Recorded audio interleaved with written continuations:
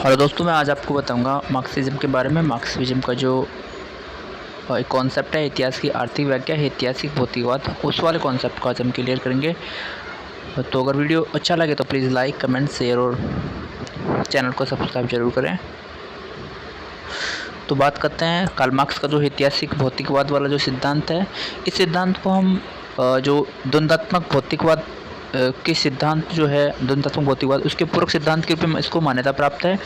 और वास्तव में द्वंद्वात्मक भौतिकवाद के सिद्धांत को सामाजिक विकास के संबंध में प्रयोग करना ही इतिहास की आर्थिक व्याख्या है। यानी कि जो द्वंद्वात्मक भौतिकवाद का सिद्धांत था, उसको सामाजिक विकास के संबंध में उसको प्रयुक्त करना ही इतिहास की आर्थिक व्याख्या है।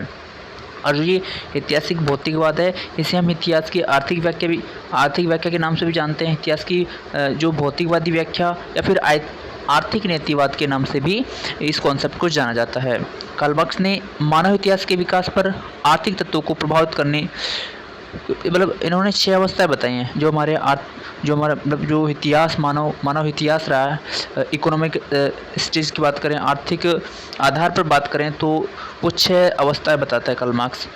तो पहली है आदिम साम्यवादी अवस्था, दूसरी है दास अवस्था। देखो, आदिम साम्यवादी अवस्था, यहाँ पर जो ये अवस्था है, यहाँ पर आदिम था मानव, मतलब ये जंगलों में रहता, असभ्य था, ना कोई विचारने की क्षमता थी, ना सोच समझ कुछ भी नहीं थी। खाता था, पीता था, फल फ्रूट कंद मल मूत्र जो भी मिलता वो खा लेता और अपना पेट भर लेता। यहाँ पर कोई वर्ग नहीं था, कोई भी क्लास नहीं थी, कोई स्टेट नहीं था। फिर जो नेक्स्ट स्टेज आता है, नेक्स्ट अवस्था आती है दास अवस्था। यहाँ पर 2 वर्ग हो जाते हैं, स्वामी और दास। अब यहाँ पर शोषण स्टार्ट होता है। स्वामी जो दास लोगों का वो करते हैं, शोषण करते हैं। और यहाँ पर एक दास्य प्रथा मान लो कि यहाँ पर जो ये सर्वहारा वर्ग, कार्ल मार्क्स तो 2 ही वर्ग मानता है, एक तो पूंजीपति वर्ग या बुर्जुआ वर्ग और दूसरा है सर्वहारा वर्ग। तो कार्ल मार्क्स कहता है कि यहाँ पर दासों की बहुत बुरी कंडीशन थी।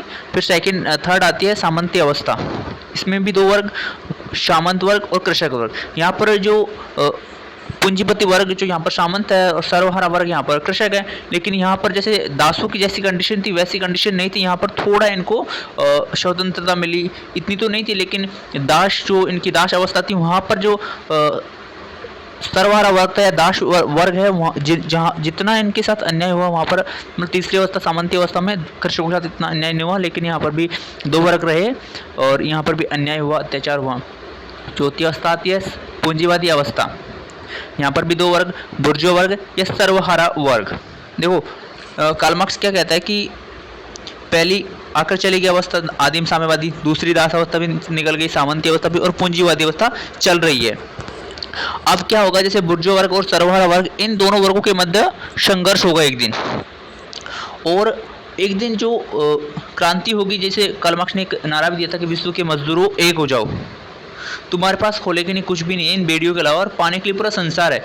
तो जो सर्वहारा वर्ग है, विश्व के पूरे मजदूर हैं, वो एक हो जाएंगे और वो जो भी बुर्जुआ वर्ग है, पूंजीपति वर्ग के प्रति वो मतलब क्रांति कर देंगे। तो एक दिन पूंजीपति अवस्था भी खत्म हो जाएगी और फिर आएगा सर्वहारा वर्ग का अधिनायक। और जो लास्ट अवस्था है साम्यवादी अवस्था, इसे वर्गविहीन या वर्गविहीन व राज्यविहीन अवस्था भी कहते हैं। तो कार्ल मार्क्स का यही टारगेट है लास्ट का कि यहाँ पर एक साम्यवादी अवस्था आएगी।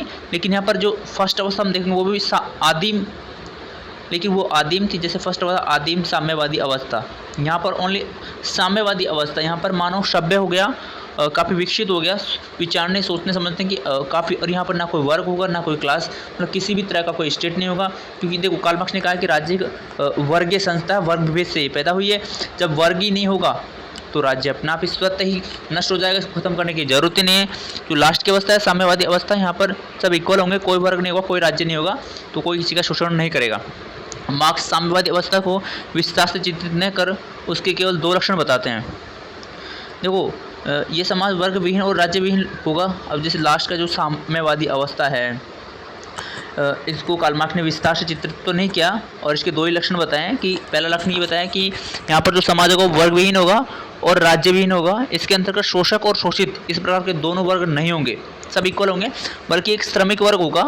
राज्य एक वर्गीय संस्था अतः वर्ग विहीन समाज में राज्य स्वतः ही लुप्त हो जाएगा। इस समाज के अंतर्गत वितरण का सिद्धांत होगा। जैसे मान लो कोई भी स्टेट नहीं है, कोई वर्ग नहीं है, तो अब यहाँ पर वस्तुओं का कैसे वितरण होगा, तो जैसे मैं हूँ, आप हो, तो हम सभी अपनी योग्यता के अनुसार तो काम करेंगे, लेकिन हमें हमारी आवश्यकता के अनुसार प्राप्ति होगी, इनकम होगी हमारी आवश्यकता के अनुसार। जैसे मान लो आपके 2 बच्चे हैं, मेरे 4 बच्चे हैं। अब हम हमारी योग्यता के अनुसार काम तो उतना ही करेंगे। जैसे मान लो फैक्ट्री के अंदर, कंपनी के अंदर जो भी हम जहाँ भी काम कर रहे हैं, वहाँ पर मान लो आप भी 8 घंटा दे रहे हो, मैं भी 8 घंटा दे रहा हूँ, है ना। लेकिन आपके 2 बच्चे हैं, मेरे 4 बच्चे हैं, तो योग्यता तो हम पूरा मतलब योग्यता थी कि हम दोनों 8-8 घंटा काम कर रहे हैं, लेकिन हमारी आवश्यकता अलग है। आपकी फैमिली छोटी है, मेरी फैमिली बड़ी है, तो मुझे ज़्यादा सैलरी मिलेगी। योग्यता के अनुसार काम करेंगे और आवश्यकता के अनुसार हमें इनकम होएगी। ओके फ्रेंड्स, तो इस वीडियो में हम इतिहास की जो आर्थिक व्याख्या है इसी के बारे में बताएंगे, और जल्दी आते हैं हम अगला वीडियो। अगर वीडियो अच्छा लगा तो प्लीज़ लाइक करना, कमेंट करना और चैनल को सब्सक्राइब करना। Thank you.